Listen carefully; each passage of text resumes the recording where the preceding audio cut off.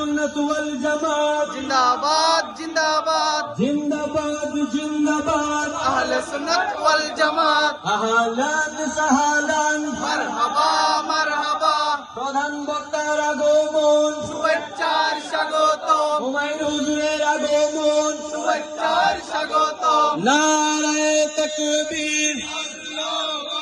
নারায়ে রিসালাত ইয়া রাসূলুল্লাহ নারায়ে গাউসিয়া ইয়া গসল